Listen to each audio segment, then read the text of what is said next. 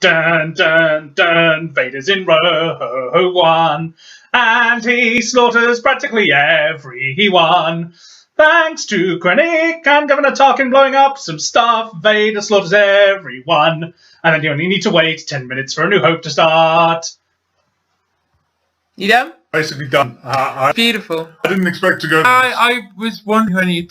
Okay, so this is Rogue One and Captain X doing our spoiler-filled review of Rogue One.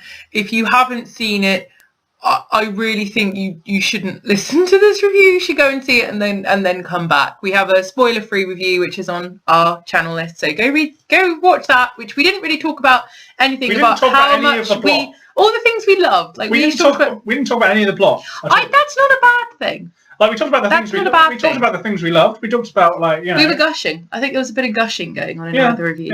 Yeah. So now we're going to start talking about plot and spoilers and deaths and why does everyone die? Why? Because it's war. Things happen like that. If you're doing a Dirty Dozen Star Wars movie, kind of everyone has to die. Just one of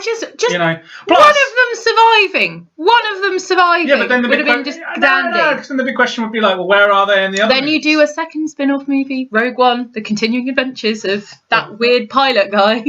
He would have been the obvious one to keep alive because he had wings. He could have flown. Yeah, he had pathos. He had pathos. I liked him. He was great. I loved his thing on not doing the attack on Scarif with the. This is Hangar 5. We're totally under attack. We're totally genius. Now get on the horn and tell them that Hangar 2 is totally under attack. Yeah. Hangar 2 is totally under attack. Yeah, I love that. Anyway, okay, so the plot is that Hannibal is designing. He's Hannibal, please. Galen Erso, Mads Mikkelsen. So Hannibal is this genius scientist person who used to work for the Empire, and his family, his wife and his daughter, were used as hostages to get him to do stuff. They somehow got away, which again could be its own movie, but never mind. Well, it's all in James Luceno's book, Catalyst. We don't get any money for this, but free advertising. Free advertising there from Mr. Luceno's book, Catalyst. Anyway, so they run away, seem to set up some sort of farming. It looks like moisture farming. Yeah, they just run away and set up a nice farm. They set up a life, and then bad guy Krennic turns up and says, "Listen, man, the Death Star we need you. That we started. We need you to come back because it's not working. Could you help us, please?" And then the mother gets killed. Yep. And the daughter gets away, and Saul Carrera, famous of the clone. Yeah. Known in this parish for his Clone Wars appearances. Basically turns up and brings her up, which you don't really see. I wish we'd seen a little bit of her upbringing because that probably would have been amazing. Deleted scenes. Yeah.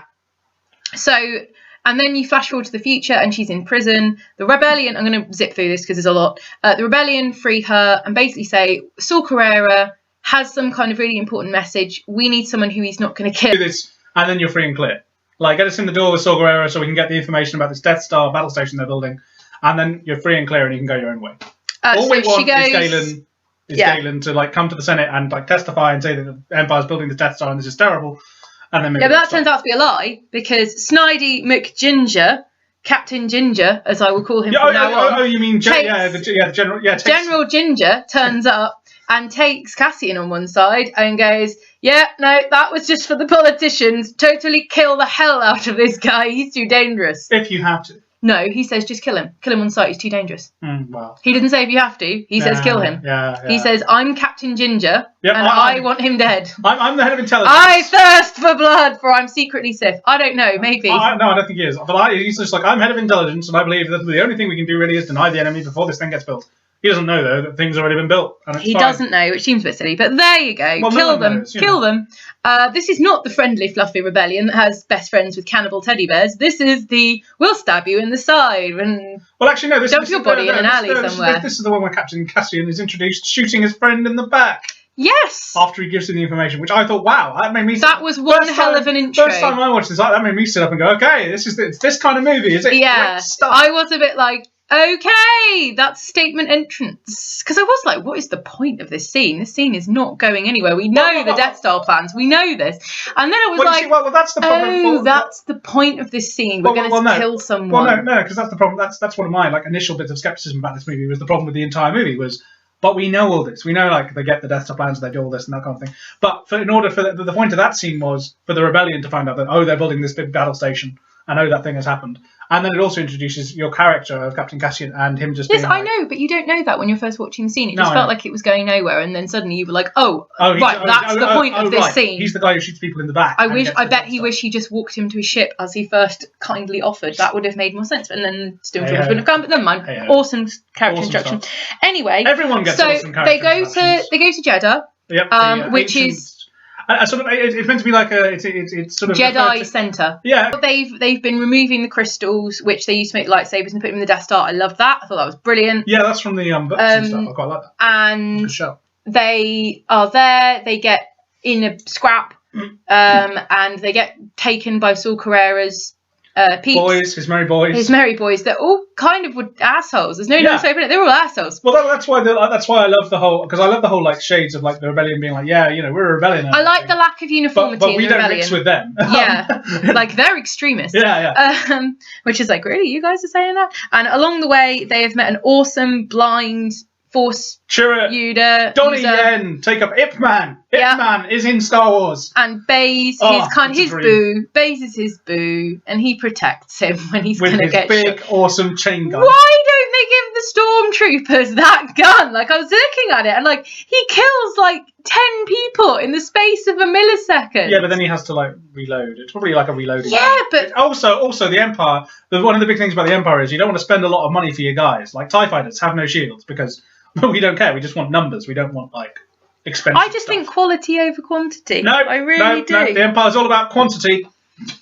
Well, that's why they keep losing, isn't it? Anyway, so then they go to Saul Carrera. They see a hologram where Hannibal is saying how he has put this fault in the middle of the Death Star. It's his revenge because he knew they were going to make it without him, and he thought, screw it, I'm going to pretend that I'm broken and they've beaten me, and I'm going to put this failed safe in the middle of it, that if you can get a few shots into it, it's going to blow the whole thing up. Because if I don't do that, it's going to be, then no one will be able to destroy it, which is brilliant, because that was one problem with the original trilogy. You were like, that's really stupid. Why the old trilogy? Sorry. Yeah. Why would you have that huge a flaw in the middle of your death planet thing? And you'd be like, oh, it's because Hannibal put it there because he's sneaky. And then they go to rescue her dad. Well, do they? Cassian goes to sniper him to death, but then chooses not to. He changes his mind, and it's very well done. And then bad guy, what's his name again? Krennic turns up. Shakes his boots around, gets some people killed, because he's been a bit riled up by Tarkin, who's making a power play to run the Death Star. Yeah, and then everything gets blown up because the rebellion come in. Oh, it's so funny. It's basically friendly fire. It could be a massive bomb because they're there, and the rebellion have lost contact with them because they've crashed their ship due to the conditions. So they don't know that Cassian and his guys have made it there. So they're like, right, scramble the squadron and we'll blow up where we know Galen is, and we'll just blow him up. And then they get the message saying, we're here and we're totally fine. We've already sent the squadrons. We can't do anything about that. They're engaged. Plot contrivance since war began. Can't radio them, call them back, sir. They're already in the planet's atmosphere blowing stuff up. Oh, really? Yeah. So then Galen dies. Which flashed me right back to Rogue Squadron games and stuff where you did all that. Sorry, go on. Carry on. Galen dies. So then Galen dies, and it's very sad. It is. And now Jyn has got a real bee in her bonnet about getting the Death Star plans, finding the weakness, and basically making her dad's sacrifice. Yeah. No, it's not about the rebellion. It's about basically saving her dad. It is. Or making her dad's life, their sacrifice. Making it meaningful. They've both lost. So all of the politicians. I love that Bale and Mon Mothma keep giving each other looks like, it's okay. I'm pretty sure we can make this still work for us, because they know that Jen and her guys aren't going to give up. And so they just let it play out, and then and they have interesting conversations if we're going to get through with this, we're going to need your friend. And Bale's like, I'll send someone I absolutely trust. My life with it's Princess Leia.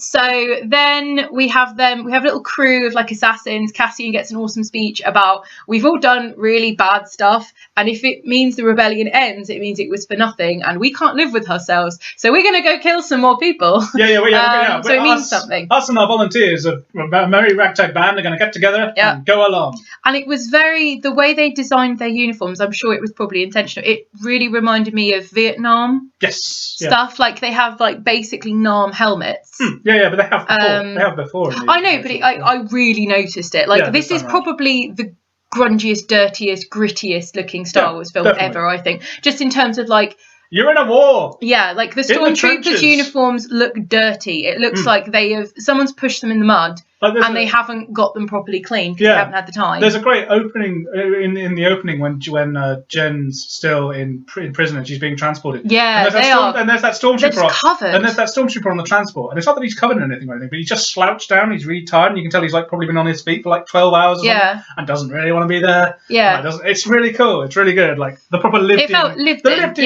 in Star Wars that you had from the originals. It was really cool. Which we kind of lost in the shiny CG prequels. But never mind.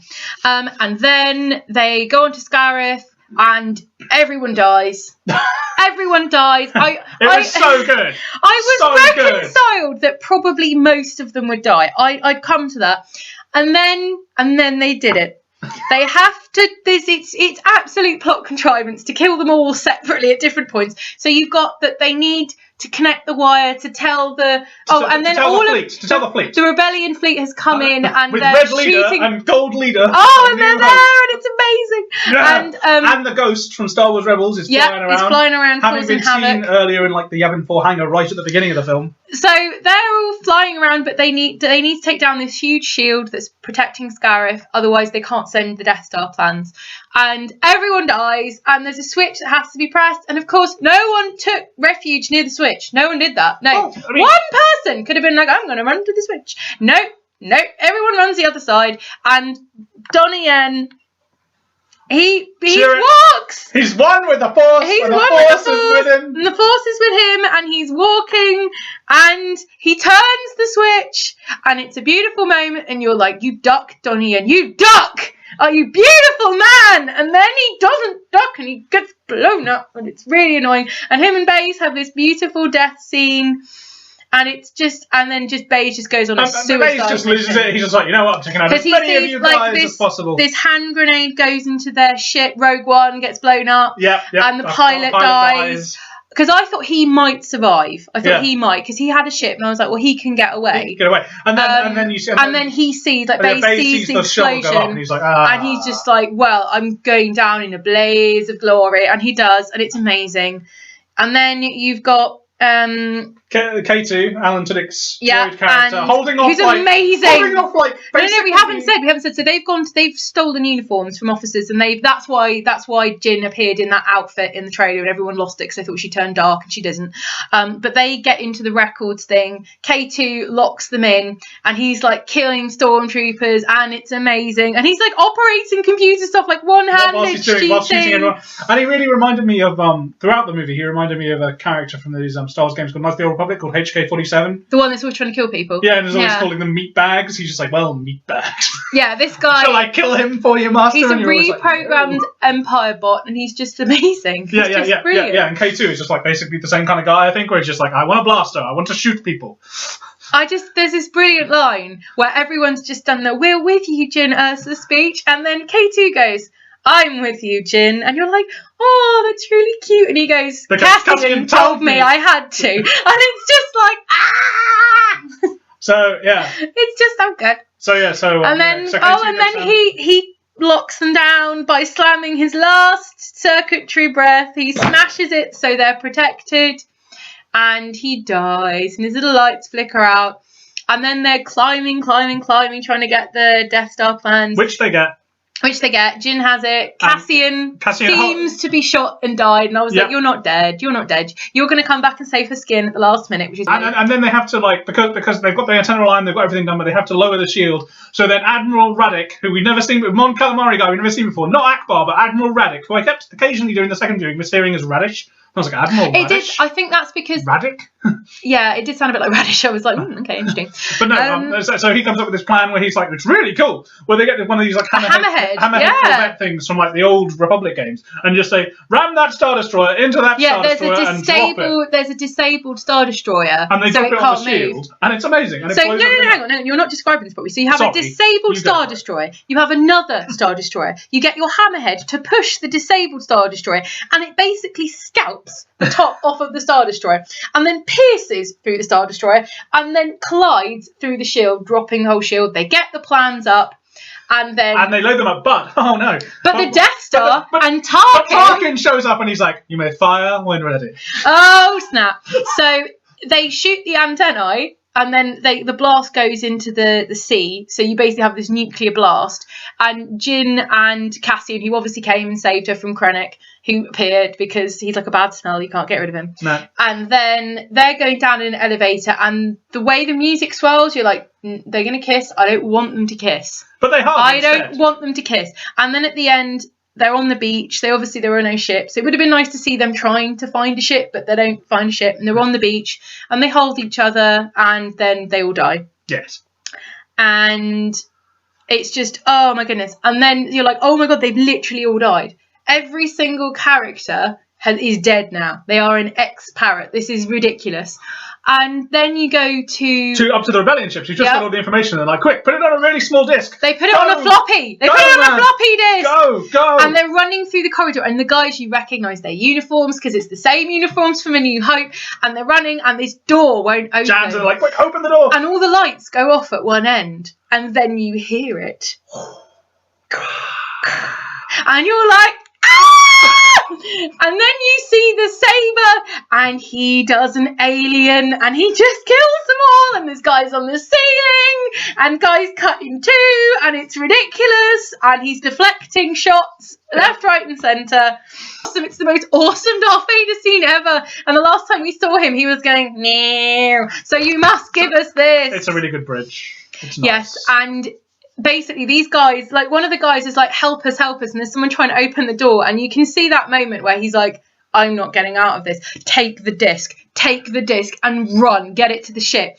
And then like he grabs the disc, and then the lightsaber comes through the door, and through his body, and he's like, and you're like, run! And then he runs. It's like a horror, it's like a monster in a horror film, and you're like, run! So this guy runs to his own ship, and Darth Vader is like, this door doesn't worry me. Force pushes it open, and then is running after them, and he's wasting more guys, and then literally this guy falls into the ship, and he's like, the door shuts, and they're like, go! And then you hear this like New Hope refrain, and it's Princess Leia's ship, and they drop out, and they go to hyperspace, and you're like, that was good. And then they hand Princess Leia the plans. They go to hyperspace as they end. Yeah. So they give her the disc. They give her the disc, and it's like, what is it? And she's like, hope. And you're like, oh, it's Carrie Fisher, of course. And then she zooms off. And then you could just like see... We don't usually do plot synopses, but it's just so awesome you have to. And then like it's just amazing. And then you could like, give yourself a 10-minute break, and then watch A New Hope, and you'd be totally fine, which I still haven't done, but I intend to. That would be awesome. Yeah. So yeah, I mean, we haven't even mentioned Tarkin. So Tarkin is in there. It's great. It's so good. The second time around, once I knew it wasn't going to be perfect. I think people are expecting too much. Like it's a CGI effect, and it's a real big step up from where it had been. Even comparing it to Tron Legacy, which was very, very, very rubbery. This is pretty good, and the voice was pretty good as well. The voice is amazing because it was a mixture of like Peter Cushing stuff and someone else. Yeah, and it's really they've done it really well, and it's just. Oh, we didn't even mention the first Darth Vader scene where Krennic basically tries to sidestep Tarkin and then he gets death choked, and you're just like, Be careful not to choke on your ambitions. But yeah, it's Krennic. Just. I did come away a smidge disappointed. What, the second in the first viewing. The first viewing. But I think that's because I wasn't expecting them to kill everyone. I see, think that might be... I thought one or two. I thought maybe Jin will get out. Maybe the pilot will get out. I knew Cassian's number because he's an assassin and assassins don't get out of these things. But I second time of viewing, once you know the shape of it, once you know, don't trust the director. But yeah, it's definitely a must-see. I don't think it beats Empire Strikes Back. No, it doesn't. Personally, for me, no. But it's far better than I thought it would be. Certainly, when I first. I mean, considering when you watch the first trailer and how much they've changed, I think we're very lucky with the film we've got. I think the ending of the film was completely different, personally. Because it shows Jin and Cassian running across the beach with a plan. You see, what's his name again? Krennic. You see him walking through the water. You see Jin and a TIE fighter up on the antennae. Having a standoff. Yeah. I think it was a very, very different ending. I think all the changes they did were changes for the better, though, definitely. Yeah. And you can't also. It's one of those things. It's not one of those awkward things where you can tell the changes. No. I'm sure it was just like little bits here and there. They like assembled a thing and went, we can make it better. I wonder if that the plans were in a separate building. They had to run to the antennae, and the bad guy, what's his name? I keep forgetting. Krennic was chasing after them, and that's why he was in the water. Yeah. And then maybe Cassian steals the TIE fighter, and they get away. That might have been what the original. I would love to have seen the original ending. That would have been really. I'm sure it'd be on the Blu-ray. That would. I doubt. I don't know. I doubt. Put the deleted scenes and stuff on all the time. The deleted scene is one thing. An alternative ending. People do that too. I know. I don't know if they will though. Maybe they'll hold out for the Rogue One Collector's Edition with 25 years time. 25 Star Wars films and a book telling me. Yeah, I really enjoyed it. Second time, I think it might be one of those films you need to see twice, and it definitely got better. And I think the two main characters, they're very understated, which I like. I think people prefer outlandish, over the top characters in some films, but I think once you watch it a few times, you're like, actually, there's some really good acting going on. And they are actually good characters, and they are interesting. They're just not. They're not like obviously interesting. You just have to watch it. They're not broad. There's some depth to some of these people. Like, I love the bit where Cassian's going to go out and he's going to try and snipe the dad, and Chirrut knows that there's something going on, and he turns to Baze, his friend, and he's like, what kind of face does he have? And he's like, oh, he's got the face of a friend. He's like, oh, right, okay.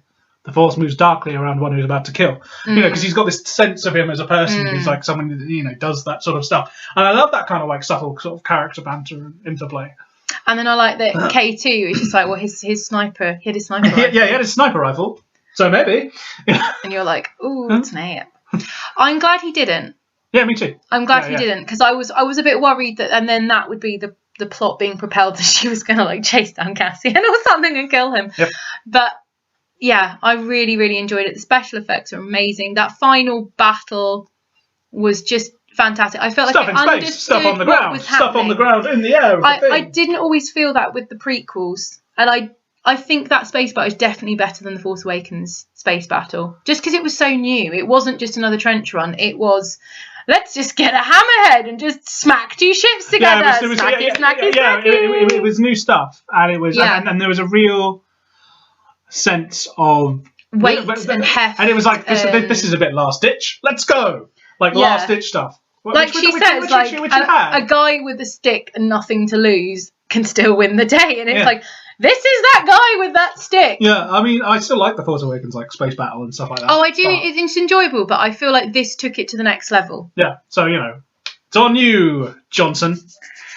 Yeah, it's gonna episode 8. It's gonna be interesting. I think this one has been, because Force Awakens was a really weird reception. I feel like it was for about 2 weeks was loved. Yes. And then after 2 weeks was then hated.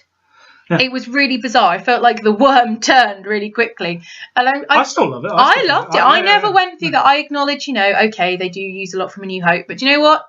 They needed to show, look, we're not the prequels. Please don't hate us. Please don't hate us. That was the point of them. And this seems to have been better received, which is a shame, really, because they are two very different kettles of fish. Yes. But I really enjoyed it. Yeah, no, I really enjoyed it. It's really good.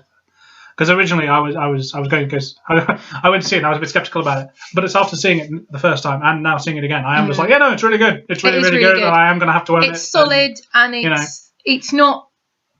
It's better than Return of the Jedi, I'd say, for that final battle. I love the Return of the Jedi final battle. I find that movie a little bit.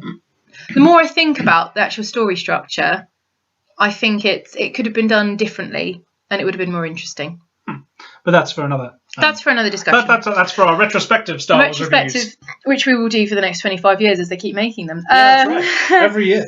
But I am very, very excited about all the anthologies now. Yeah, it should be fun. Young Han Solo. That will be good. Step on up. With a young Lando Calrissian. I want a heist movie with the Millennium Falcon as their getaway car.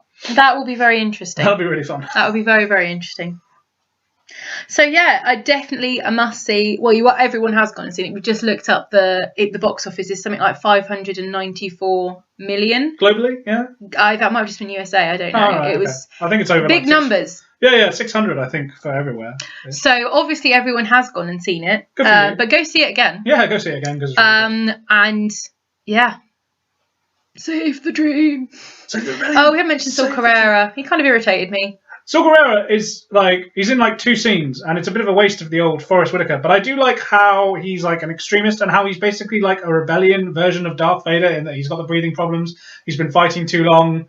He's his little inhaler. I loved how they made the snap of that inhaler really menacing. He's holding the thing, and then he lets it go, and it snaps against his breastplate. And the guy's like, "Ah, what are you doing? What are you doing?" It was really menacing. But I liked how. I didn't need the tentacle squid thing. No, I liked that because it showed that the rebellion goes just as far as the Empire will go.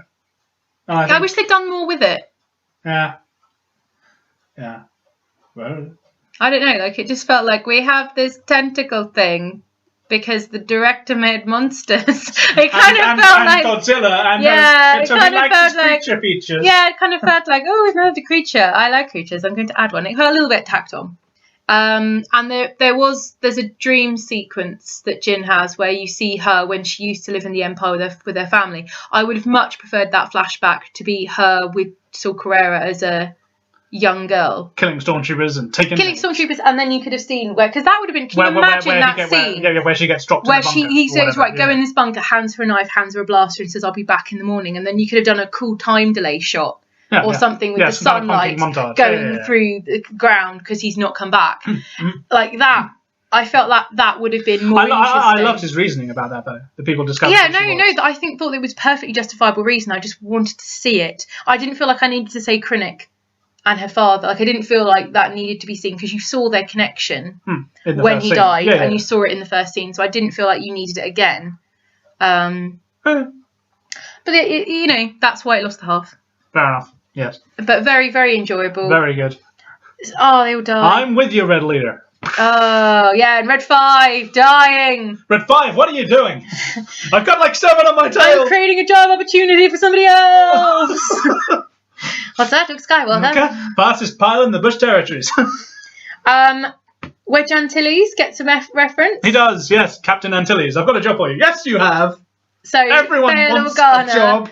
You had a little hissy fixy, wasn't in it, didn't you? I want Wedge Antilles. I want a Wedge Antilles anthology movie. I know, but they've got to get the actor. They've got to get the actor on League, and then they can do that.